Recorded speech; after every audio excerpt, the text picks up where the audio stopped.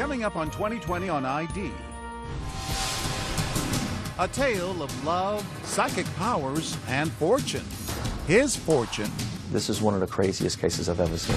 A mild-mannered millionaire looking for love in all the wrong places. I'm interested in the paranormal. And the psychic happy to connect with his money. $1 million turned into $2 million, turned into, $4 million. I've never worked anything like this in my career. A criminal genius with a great school education. A mysterious stranger with a deep, dark secret. She approached him and asked him if his name was Ralph. And a baby named Giorgio Armani. He bought them fancy cars, luxury homes, and five-star vacations. $1,000 shoes and $2,000 suits. They lived to excess in every way. They traveled from the Pacific Northwest to Las Vegas and the capitals of Europe. Oh, yeah. It's a Casino Royale, baby. They left him with nothing. What I was looking at was devastation. And now they're on the run. The bags were packed. We found 2 different sets of blonde wigs. They had gotten rid of their traceable iPhones and had disposable phones. The Sweetie Swindle. Welcome to 2020 on ID. I'm John Quinones. Lots of people go to psychics. Some want advice on their love life. Others want to learn what their future holds. It seemed the future of Ralph Raines Jr. held a lot of good luck. Soon after meeting his psychic, he had a new handyman, a wife, even a child. But as David Wright first reported in 2015, that psychic could predict his future because she was creating it. And the only fortune she had in mind was making his fortune hers. It's a head-spinning tale of trust and betrayal, one where no one is whom they seem to be.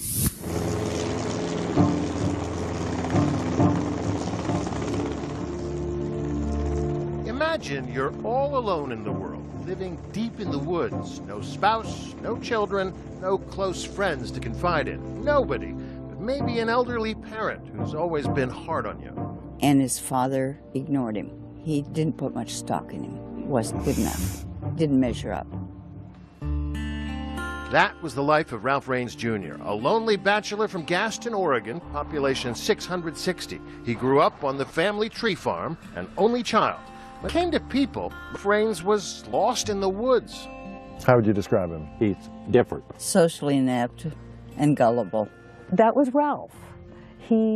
There's no ability to understand the normal social dynamics. Marlene Olson has known the Raines family since many of these trees were seedlings. He's more comfortable with trees than people? Yes, that's actually a very good way to put it. This tree is about 5 to 6 years old. The trees were not only his friends, they were his fortune, too. The Raines Tree Farm, planted by his father, Ralph Sr. Douglas firs destined to be turned into telephone poles. Each mature tree worth about $1,000. Raines' family had 1,200 acres of them, a lush, sustainable cash machine. What you're seeing out here is a lot of hard work, hard, dirty work. The tree farm is intended to go on for many generations. It's a habitat. It's an investment for a lifetime, many lifetimes. This here is a wild strawberry plant. Clearly, Ralph Raines was more into greenery than greenbacks. It's not even clear he knew how rich he was. But he wasn't totally down to earth. I'm interested in the paranormal. He loved psychics. So when a psychic named Rachel Lee opened a new palm reading shop in Bend, Ralph paid her a visit. It was at that point they began to develop a relationship. Donna Brecker-Maddox is a federal prosecutor. She says that meeting would change Ralph's life. Did she have any clue at that point how rich this guy was? He began to share with Rachel his best-kept secrets, and they also related to his father's wealth and to the work on the tree farm. So once he starts to unburden himself, she presumably starts to realize this is the Powerball ticket. That's the hook, yeah. Rachel also reveals a lot about herself to Ralph. Says she too is alone in the world. She's lost her parents and had cared for her husband as he died of cancer. And that creates a sense of empathy. Bob Nygaard is a private investigator who has solved sweetheart swindle cases all over the world. They learned all about him, and then they specifically took what he told them to use it against him. They preyed upon him. Rachel convinces Ralph that her psychic abilities can help him get what he craves most: companionship, a family. And now the trap is set. Number one route to fraud is to become your best friend. I'm the only one that's going to listen to you. I'm the only one that's going to talk to you. So pretty soon I'm the only one you're going to trust. And anything I tell you, you will believe. Rachel has the patience of a tree. She spends the next 2 years grooming her Mark, becoming his closest friend and confidant. When the sweetheart swindler comes into their life, they're giving them the attention that they've been sorely missing. Soon he's buying her gifts and writing her checks. Along the way, she introduces Ralph to somebody new, a guy named Blancy. Blancy, how does he come into the picture? Blancy Lee was Rachel Lee's on-again, off-again boyfriend. Blancy held himself out as someone who could do home construction projects and did a few home construction projects. He fixed the deck, right? He fixed the deck. Blancy and Rachel come from California and until now appear to be living a middle-class life off Rachel's earnings as a psychic. But 2 years into the con, things really begin to escalate. Rachel, who has established herself as an authority on bookkeeping and personal finance, convinces Ralph to purchase this 4,600 square foot house, a 4-bedroom Tudor in an exclusive suburb of Portland. Price tag, $915,000, a home he will never live in. What was the reason that they bought this home? Rachel Lee at the time led Ralph Raines Jr. to believe that if he purchased this home, it would be a good investment for him in the long run. She also let him know that it could be a place for her and some of her family members to live while they waited to sell it. So while Ralph and his aging father stay on at the aging properties on the tree farm, Rachel moves into the sparkling new home with her kids, among them her devoted daughter, Portia. And she would have done anything to stay in her mother's good graces. Just how much she'd willing to do will be apparent later. Then, a turning point. Ralph Sr. suffers a debilitating stroke. From now on, he'll need 24-hour care. Rachel seizes the moment and volunteers to take care of him. She weaseled her way into the residence as a caretaker, but she did a lot more taking than she did caring. By now, Ralph Jr. is in the habit of saying yes to anything Rachel asks for, but this particular decision will cost him dearly. She evidently had access to the books and conversation, a whole bit. In Ralph's mind, life is as good as it's ever been. His father has a caretaker, the house has a handyman, and he has a friend. Someone who can help him shoulder the burden of the family business. Someone in whom he can confide all his secrets. The only thing missing, the thing that he wants most of all, is a family, a wife and child. And that's just what Rachel intends to give him. Happy birthday. She created a fake world for him designed to exactly meet all the desires and wishes that he ever wanted to have. In exchange, she'll get to live the life she always dreamed of. We'll be in Florence tomorrow. It was beautiful. Blancy enjoyed it. Ciao. Stay with us.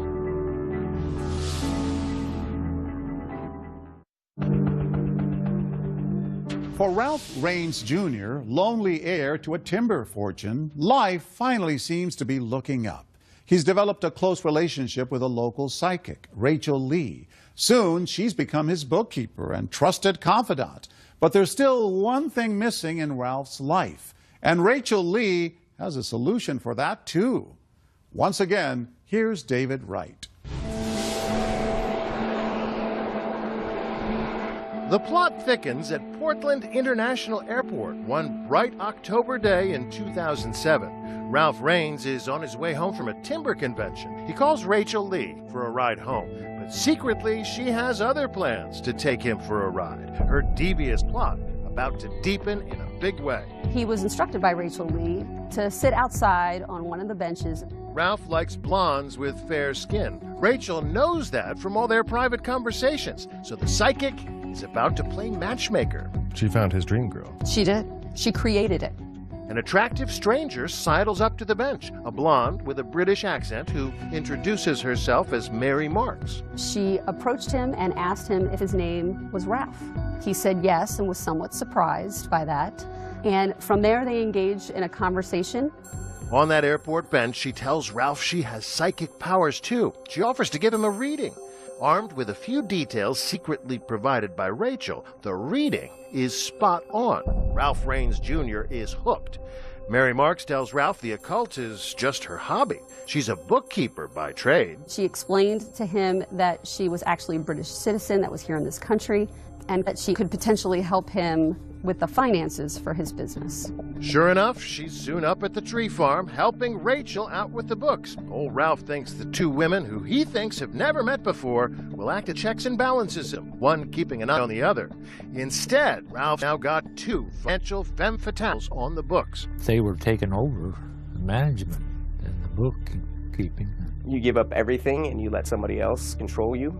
Why the British accent? Mary Marks tells Ralph she needs a green card, and eventually he agrees to marry her, all thanks to Rachel's matchmaking. Rachel Lee had all the information she needed to craft the exact fake lifestyle that this victim desired more than anything else. And that included a fake wife and eventually a fake child. The couple doesn't actually live together, the excuse being that Mary Marks needs to spend most of her time in California because of her full-time job. Did they have a romantic relationship?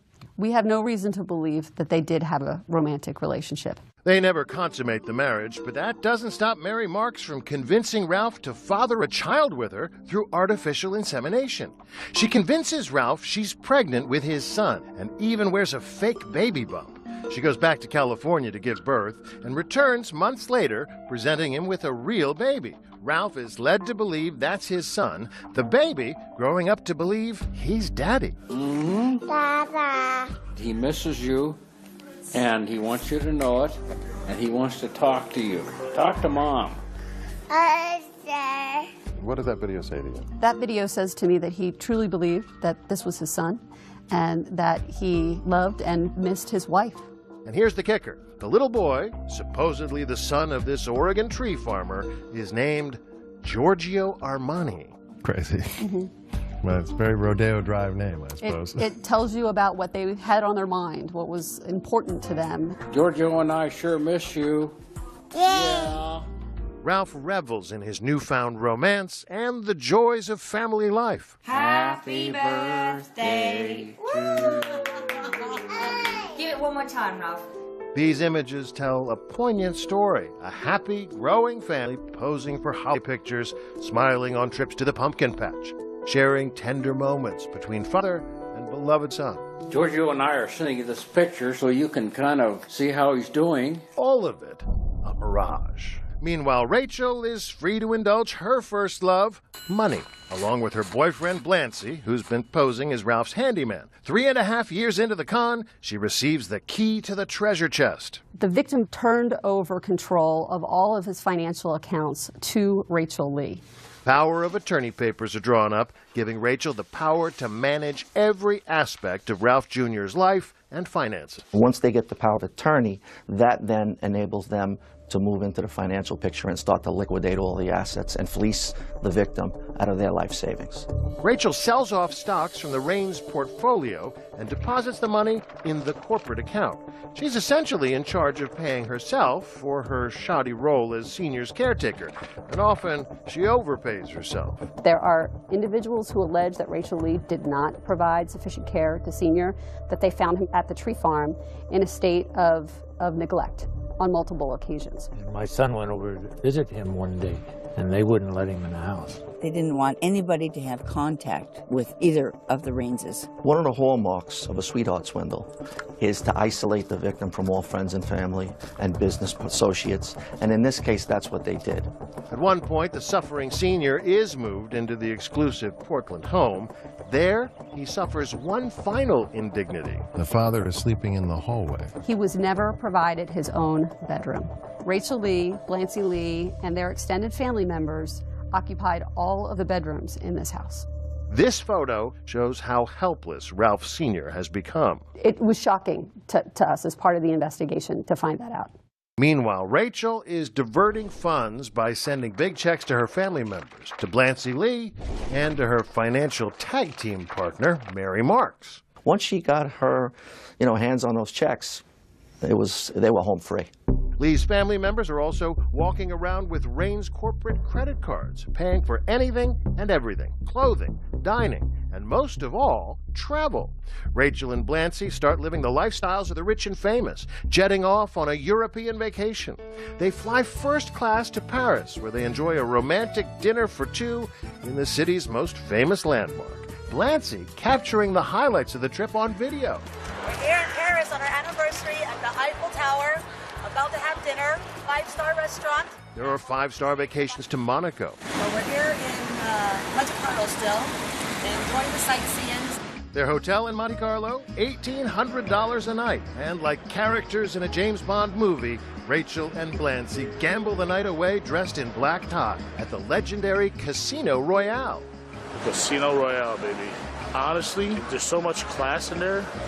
I've never seen something so beautiful in my life. The pair of them salivate over all the luxury automobiles around them. There's my car. There's my car. There's a car I'm going to get. After Monaco, they go on a grand tour of Italy, Rome, Venice, and more. It's our last night here. We'll be in Florence tomorrow. Ciao. Back in the U.S., it's Vegas, baby. They would do extended, luxurious stays at the Bellagio, at the Wynn. They liked to gamble. At the Bellagio, Rachel buys Blancy a $64,000 Rolex, one of 6 Rolexes purchased with Ralph's money. Ralph paid for it all and never got so much as a postcard. More than $100,000 in plane tickets alone. Rachel and her family jet-setting on Ralph's dime. And Rachel is even more dangerous on the ground. Ralph's credit card always at hand. $1,000 shoes and $2,000 suits. They lived to excess in every way. More than $300,000 of Ralph's money just at Nordstrom's. A money trail a mile long. And the beauty of the scam is that none of it traces back to them. Anybody looking at the bills would think Ralph Rains was the one on the spending spree. This is one of the craziest cases I've ever seen. This is right out of a Hollywood script.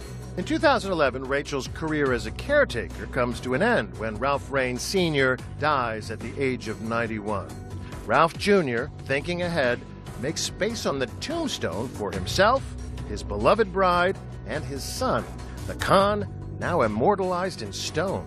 But the scam isn't over yet. In fact, Rachel and her partners in crime are about to take the con to a whole new level. Coming up, when the money dries up, Rachel Lee goes after a different kind of green. What I was looking at when I stood at the gate was devastation. And who is that bride, Mary Marks? Even her husband doesn't know the truth. When we come back.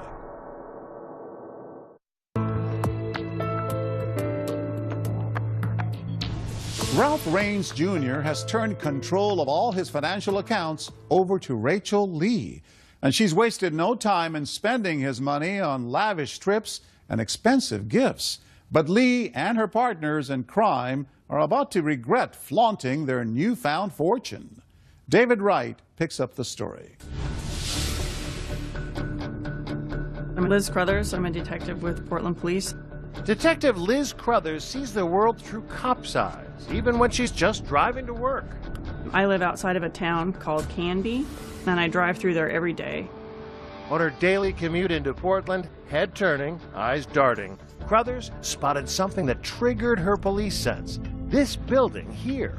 I noticed a house right on the main highway that was being extensively remodeled. And that remodel job was taken about 1.5 years, and that seemed like a long time for a remodel job. This town, Canby, is a very small farming community.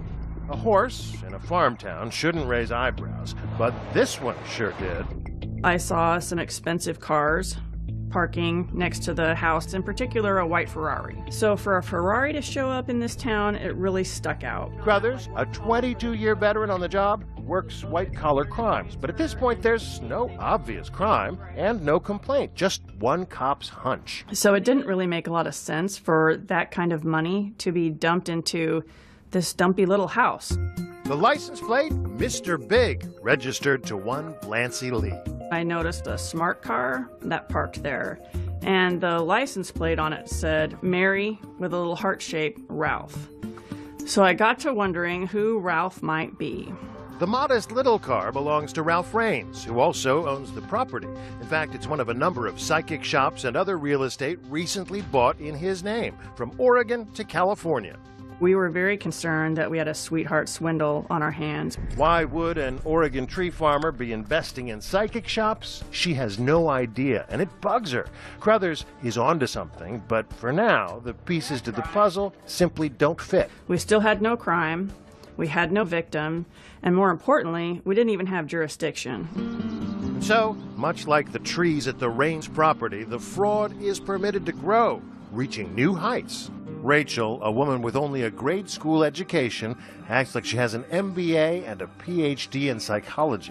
She's a master manipulator, wheeling and dealing with lawyers, accountants, and realtors, all the while reassuring Ralph that everything is under control. Then, a year and a half later, a chance encounter changes everything. Detective Crothers is at a training seminar, and she happens to sit next to another detective. And at one of the breaks, we got to talking, and he mentioned that he was from Canby Police Department. That detective is 28-year veteran Steve Floyd, computer forensics, his specialty. And I very flippantly sort of asked him, what are you going to do about that psychic shop right in your backyard? Floyd is drawn to the case in part because his dad was a victim of elder abuse. The house was being fully remodeled, high-end stuff. There's another person there, too, Raines' family friend Marlene Olson, who grew up logging in Oregon. Now she works for the Department of Justice. And I turned and said, Ralph Raines, Raines Tree Farm? Marlene popped up and said, Ralph Raines? I know him. I know that property. I used to be a logger. In fact, I used to go walking all over Ralph Raines' tree farm. What are the odds that the three of us would be in the same place at the same time? From that chance encounter, an unofficial task force is born. They bring in Cameron Wall from the IRS to dig deeper into the finances. The unit now has the expertise, the jurisdiction, and the juice to turn this into a federal case. I've never worked anything like this in my career, and I don't expect to again. Because she used to work as a logger on the tree farm, Marlene Olson is asked to quietly poke around. She's stunned by what she sees. It still takes my breath away when I think about it. What I was looking at when I stood at the gate was devastation. There was no trees. That lush, sustainable ATM stripped bare. Whoever said money doesn't grow on trees never imagined a swindler like Rachel Lee. Once the investment accounts are liquidated and there is no money left in the investment accounts, Rachel Lee turned to the one asset that was left. That was the tree farm. Olson sounds the alarm. Ralph Raines Jr. hasn't just lost the trees, he's lost almost all the land. New owners, chainsaws whirling, slice and dice his departed father's legacy to pieces. With the sale, Rachel Lee has turned herself into an instant millionaire. She sold off that tree farm in 4 parcels that brought in $12 million in 1 year. Adding insult to injury, Rachel told Ralph he's flat broke. Rachel told him that he had to sell the tree farm to pay his inheritance tax. He says, Don, I don't know what I'm going to do. I'm broke. Which wasn't true.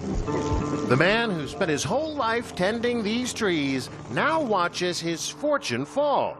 Ralph Raines ends up with just 2 slivers of land to provide for his wife and child, and he may not have those for long. Rachel Lee and Portia Lee's Mary Marks had put his very last 2 pieces of property on the market in December of 2013. If those had sold, he would have had nothing left. The ATM would be empty. The ATM would be empty. the properties would be gone, he would be homeless and without any resources other than Rachel Lee. Ralph is left with nothing. His trusted confidant, Rachel, is going wild, providing for herself.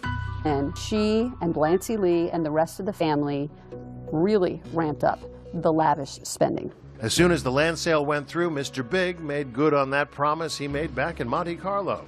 There's my car. There's a car I'm going to get. The not-so-handyman splurges on not one, but two brand-new cars. He bought the Ferrari, and the next day he saw a Bentley. He spent $500,000 on 2 cars in 2 days. The Ferrari that first caught the eye of Detective Crothers, now going nowhere fast in this undisclosed IRS warehouse. It was purchased back in 2012 for a little over $226,000. $250,000. Yep. And this one? A little over $56,000. Inside the Ferrari, Mr. Big left his calling card. Look at this. There's a prayer card here. It says on the back, Lord Jesus Christ, Son of God, have mercy on me, a sinner. That's for sure. Now the day of reckoning is fast approaching. Prompted by all those suspicious transactions, Detective Floyd drives through the barren landscape that used to be the Raines Tree Farm to ask Ralph a pressing question. I needed to know if he was a victim. So this was full of trees. Yes. Kind of a metaphor there for what happened to his financial life, huh? They took it, yeah. Cut it, spent it, wasted it. He knocks on the door and immediately asks, what does Ralph know about Rachel's creative approach to accounting? He started asking me, do you know that she's spending $230,000 on a Ferrari? When we return, Ralph's reaction. For the first time ever, the very private Ralph Raines goes public. Well, that is a weird story. And it's about to get weirder and maybe even deadlier. You were concerned that he was going to get killed. After all the money's gone, is he worth more dead than alive? When we return.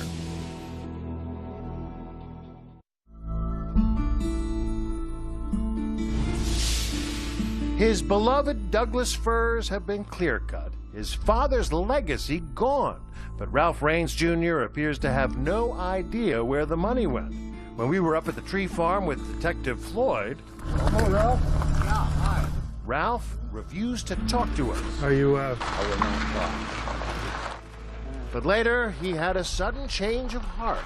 Would you mind show us around? Well, yeah, to a point. Opening up to one of our producers. We have a sustainable certified forest. Mostly, he wanted to talk about trees.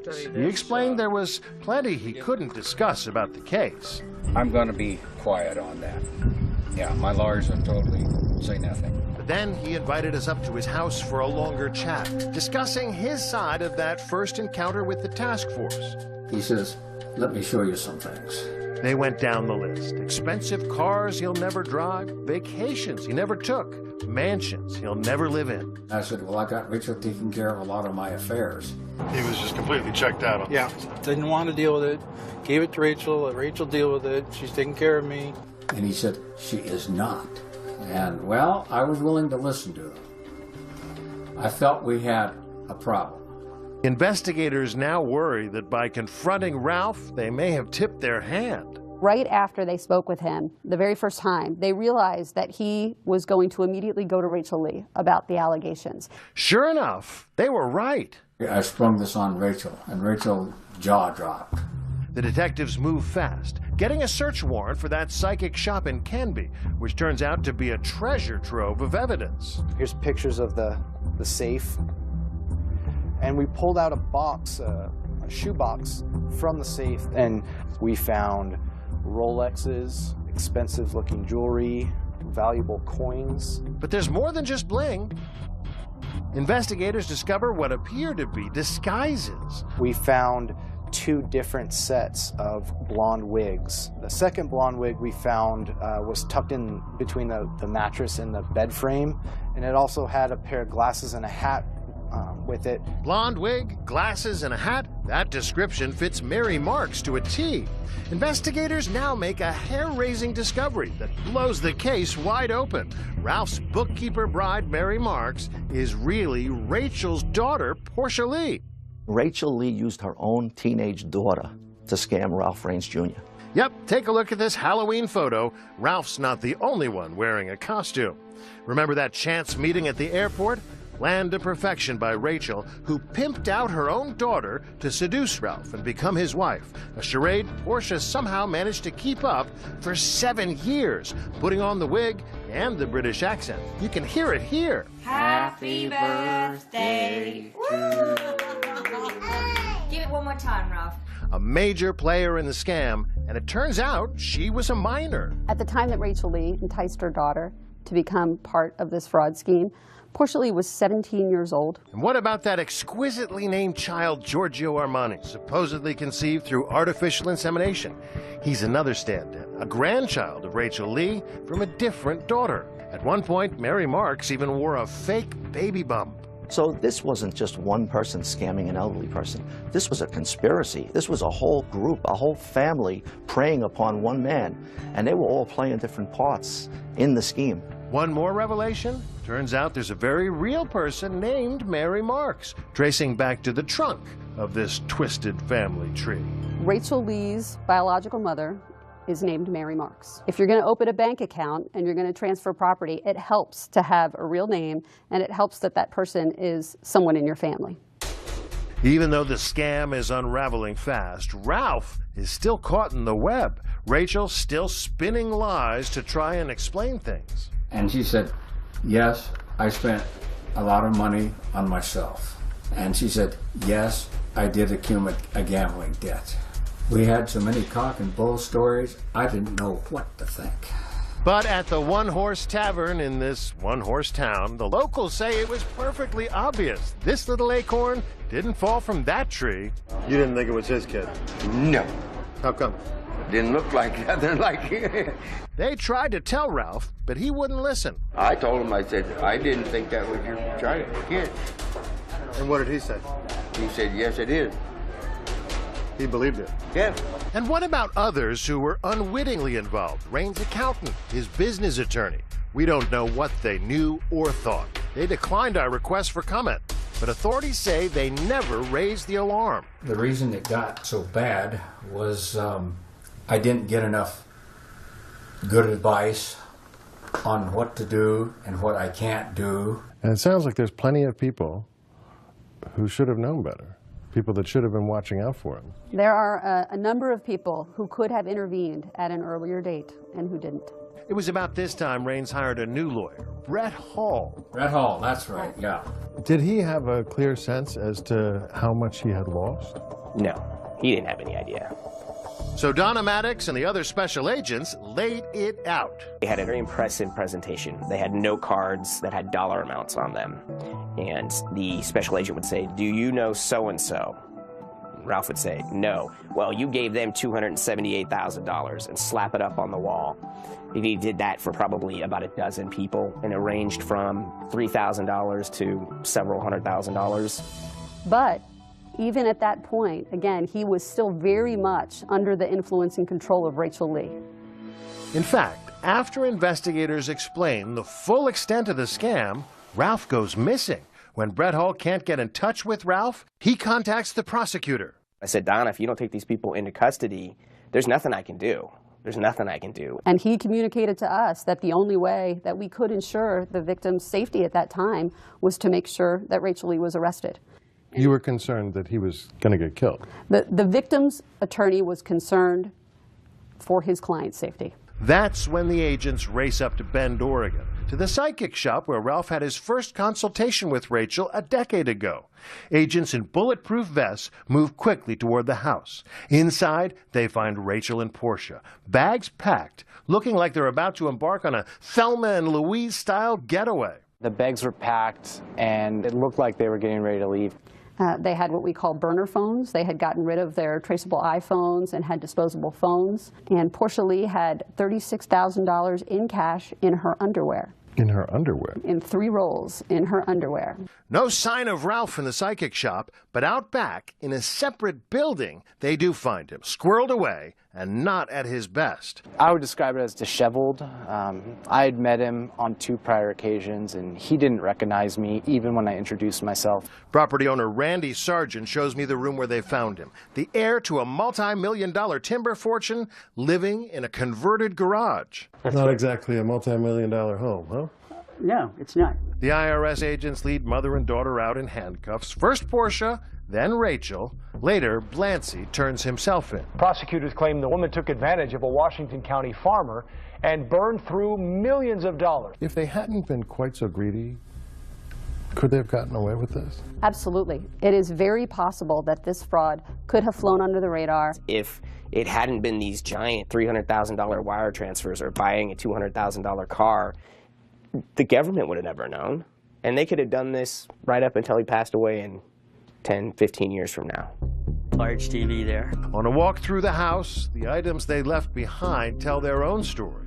We notice a picture, a smiling Ralph Raines Jr. with a young boy he loved like a son. We did a lot of things together. I have very good memories from them. Up next, Judgment Day for the scammers. Mary Marks unmasked. And then she took it all. Correct. But even now, with the scam exposed, Ralph Raines is still in love with Mary Marks, his bogus bride. I can say this, I view Mary as a real person. His blind devotion now threatens to torpedo the case. I'm not a victim. When we come back.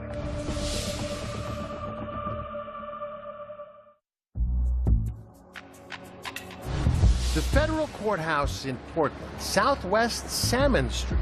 Ralph Raines is a fish out of water, now almost bankrupt by the family of fraudsters he bankrolled. The amount they stole from him is staggering, more than $15 million. But astonishingly, he doesn't blame them. I have very good memories from them. We did a lot of things together, and, you know, with my dad and Giorgio.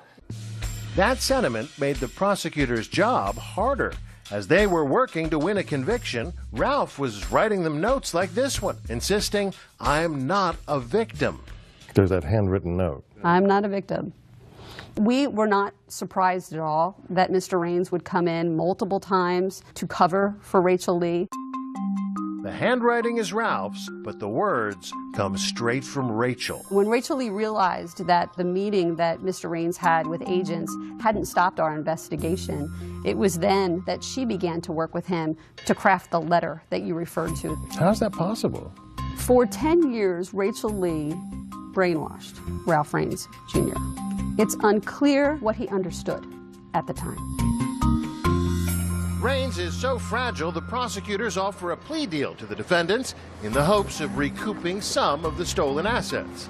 If we had decided to proceed to trial, we could have gotten much more serious sentences. However, had we done that, we would have dragged this process out for a very long time. And that felt like re-victimizing Mr. Raines again. At the sentencing hearing, Raines actually takes the stand, raising his right finger high to prove to everyone he still loves his wife, even though she and her family took him for all he was worth. And he's still wearing his wedding ring. Yes, that's the most heartbreaking of all. Maybe the day he takes it off, we can all breathe a sigh of relief. He hasn't taken it off yet.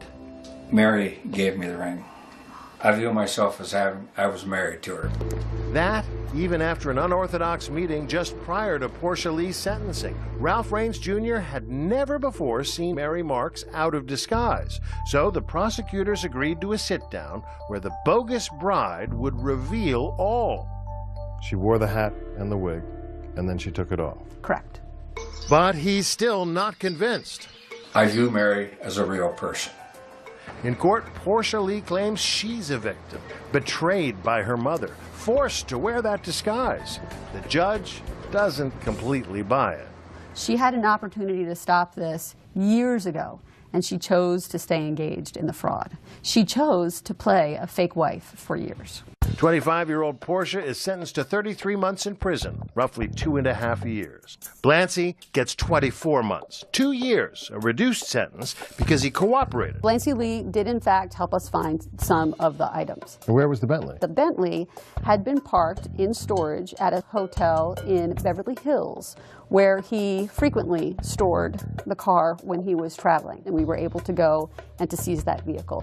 He promises to pay Ralph back, which may take a while, as Blancy was last seen selling cheesesteaks from this trailer under the alias of Gino.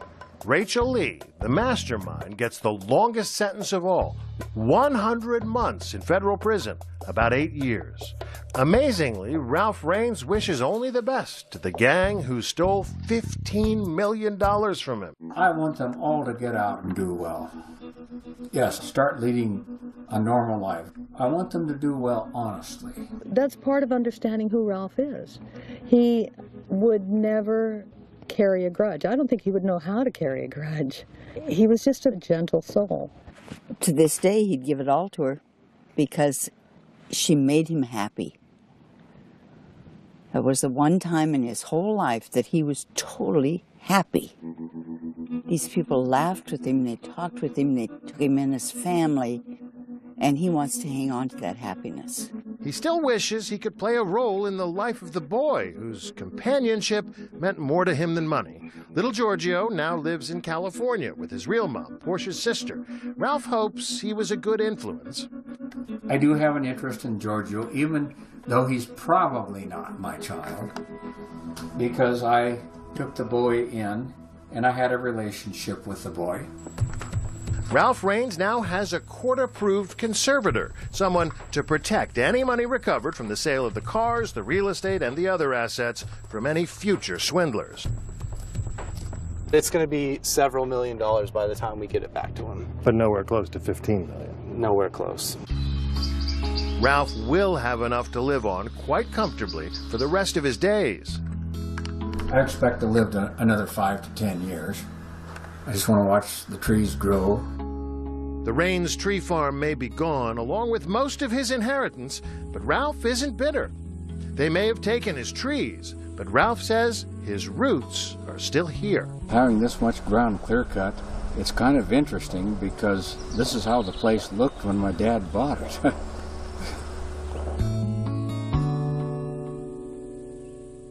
The land Ralph Raines Jr. lost has been replanted, but it'll take another 40 years before the trees are ready to be cut again. As of 2016, he continues to live on the property remaining in his possession. Ralph has recovered some of the stolen monies. Blancy Lee satisfied a restitution order of $2.5 million. And as for Rachel Lee, she's due to be released from prison in 2021. I'm John Quinones. Please join us next time for another edition of 2020 on ID.